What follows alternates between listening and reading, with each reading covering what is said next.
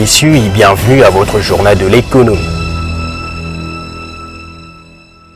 Au sommaire de ces journaux, le gouverneur de la province du Haut-Katanga, Jacques Yaboula Katoué, a procédé au lancement officiel de la vente de farine de maïs produite localement. Le sac de 25 kg de cette farine sera vendu à 17 000 francs congolais. Et puis au Togo, le trafic du port de Lomé a connu une hausse d'environ 12% en 2019-2020, annoncent les autorités portuaires. Les détails dans ces journaux.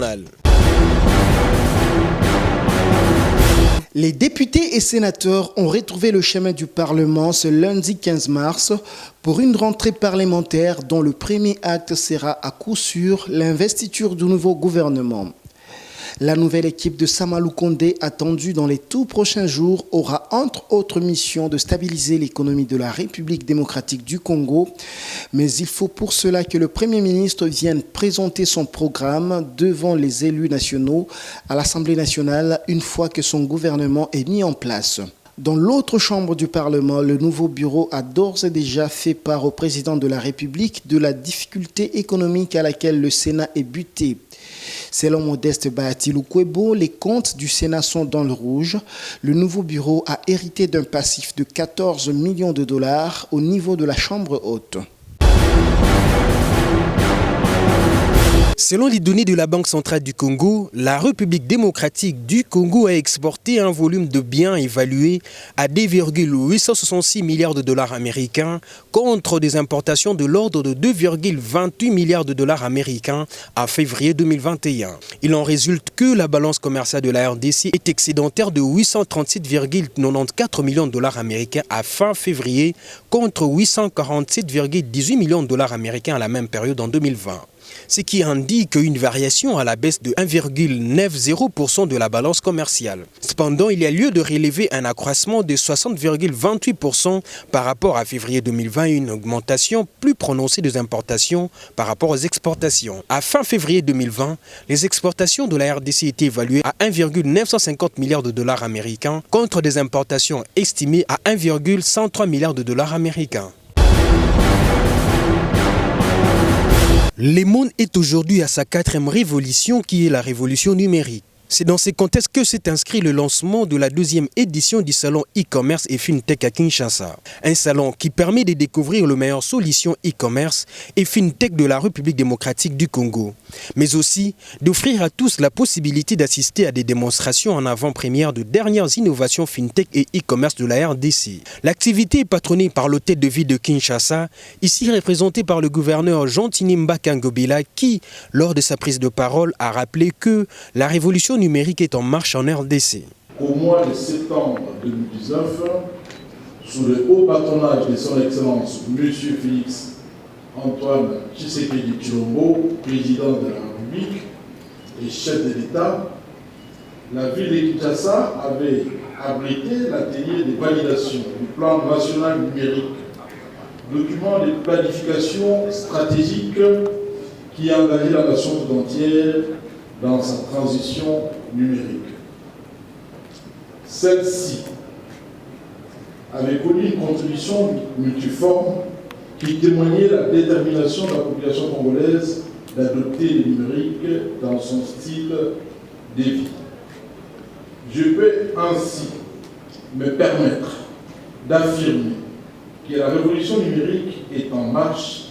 Le gouverneur Ngobila tient à ce que la culture du numérique puisse gagner toutes les couches sociales et toutes les mœurs des administrations publiques. Je voudrais partager avec vous ma vision de voir la culture numérique gagner toutes les couches de notre population et toutes les mœurs de notre administration.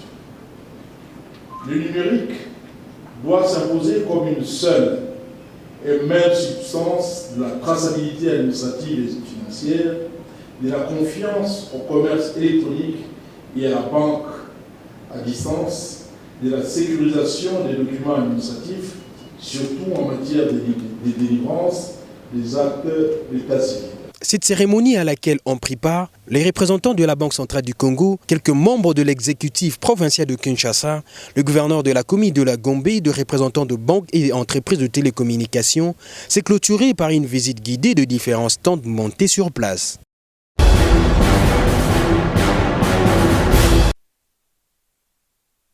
C'est officiel, le Haut-Katanga a désormais sa marque de farine de bonne qualité, produite localement.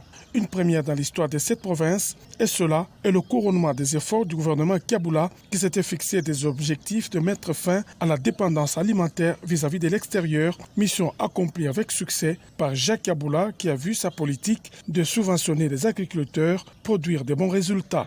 Ce vendredi 12 mars, le chef de l'Institut provincial a lancé la vente de cette denrée Made in Haut-Katanga qui sera vendue à 17 000 francs congolais le sac de 25 kilos afin de permettre à toutes les bourses de s'en procurer. Dans son allocution, Jacques Kaboula a rassuré la population que le stock est assez suffisant et grand et son gouvernement va de plus en plus travailler pour que le prix de la farine baisse davantage sur toute l'étendue de la province et compte subventionner plus d'agriculteurs l'année culturelle prochaine pour faire mieux. La dernière fois que j'ai été reçu par le président de la République, Félix Antoine Tshisekedi, je lui ai expliqué de ce que nous sommes en train de faire sur le plan agricole et il m'a encouragé, monsieur le gouverneur, il faut atteindre même 50 000 hectares. Donc vous êtes à 15 000, mais faites tout pour que nous atteignons même 50 000. Le numéro 1 de province, les ministres provinciaux et autres officiels étaient les premiers à acheter cette farine. Cet aliment est produit à base de maïs rétrocédé par les agriculteurs bénéficiaires de la subvention du gouvernement provincial.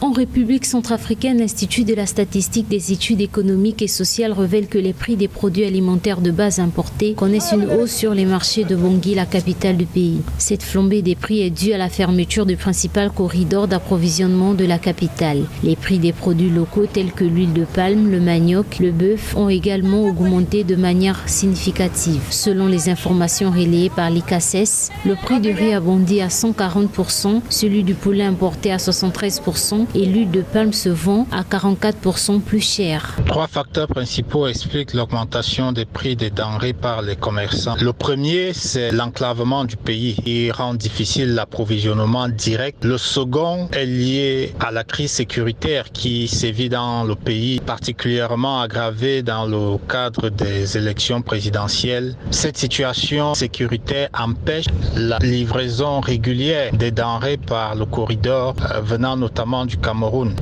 Et on a pu observer ces dernières semaines, même si la situation s'est relativement débloquée, qu'il y a eu un nombre important de camions qui ont été bloqués à la frontière du Cameroun. Cette nouvelle hausse des prix est plus forte que celle enregistrée au début de la pandémie du Covid-19. En effet, un poulet vendu à 3 500 francs il y a quelques semaines coûte désormais 4 500 francs, selon la presse locale. Une situation que les populations vivent mal en cette période de crise post-électorale, dénonce l'Institut centrafricain des statistiques et des études économiques et sociales. Naturellement, la situation est mal vécue par les populations qui sont déjà en proie à une menace sécuritaire importante. Et donc, il revient aux autorités de trouver les voies et moyens déjà pour apaiser, trouver des solutions pour amener la paix et ensuite voir dans quelle mesure ils peuvent mettre en œuvre des politiques économiques et sociales qui permettent aux Centrafricains de produire de plus en plus localement les denrées alimentaires essentielles dont ils ont besoin. L'Institut des statistiques révèle que malgré la reprise partielle du trafic sur le corridor de Bangui, les prix des produits importés et locaux restent à la hausse.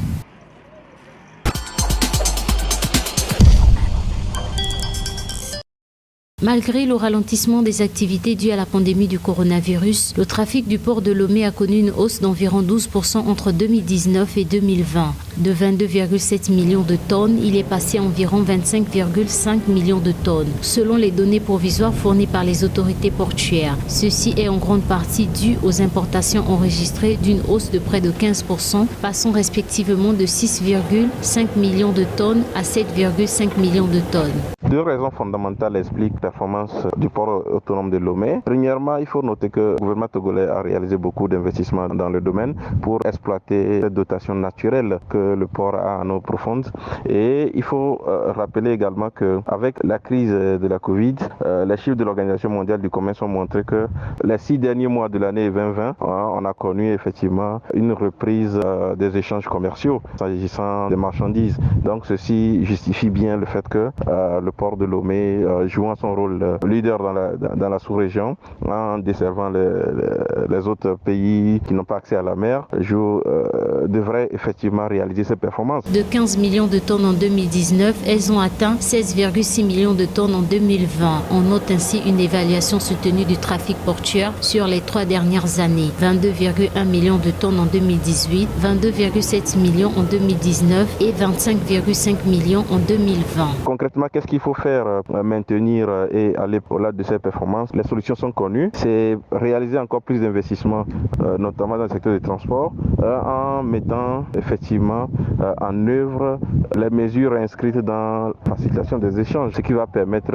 effectivement de bénéficier de cette dotation naturelle qu'a le Togo en améliorant les infrastructures de transport. La situation pandémique a eu paradoxalement pour effet de positionner le port de Lomé comme plateforme de repli important pour les grands bâtiments maritimes. Une situation qui renforce sa position de port de transbordement par excellence pour les pays de la sous-région.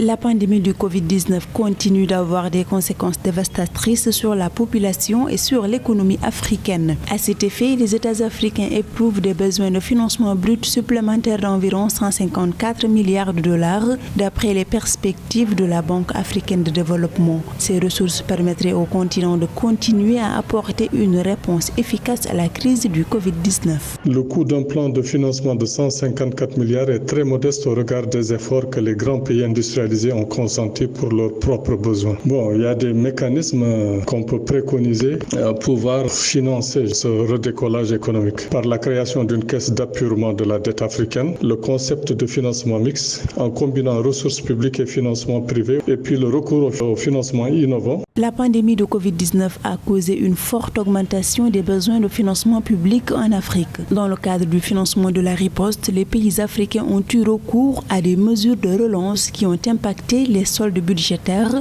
les besoins d'emprunt et les niveaux d'endettement. Concernant le Mozambique, le ratio dette PIB du pays a atteint 130% en 2020 en raison des effets négatifs de la crise. Les États africains ne doivent pas recourir tout azimut aux dettes pour financer leur développement. Et il y a certains organismes et certains États qui n'attendent que ça pour engloutir justement certains États défaillants. Donc il faudra se suffire de ce que nous avons dans les caisses des États et puis recourir surtout aux emprunts locaux. Avec la crise du Covid-19, la plupart des gouvernements africains sont confrontés à des arbitrages budgétaires difficiles entre les urgences sécuritaires, sanitaires et alimentaires. Cette crise a par ailleurs entraîné un repli de 2,1% du PIB réel africain en 2020 et enchaîné l'Afrique dans sa pire récession enregistrée depuis plus d'un demi-siècle en 2020.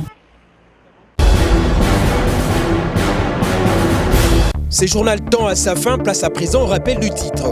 Les gouverneurs de la province du Haut-Katanga, Jacques Yaboula Katoué, a procédé au lancement officiel de la vente de farine de maïs produite localement. Le sac de 25 kg de cette farine sera vendu à 17 000 francs congolais. Et puis on s'est rendu au Togo où le trafic du port de Lomé a connu une hausse d'environ 12% en 2019-2020, a annoncé les autorités portuaires.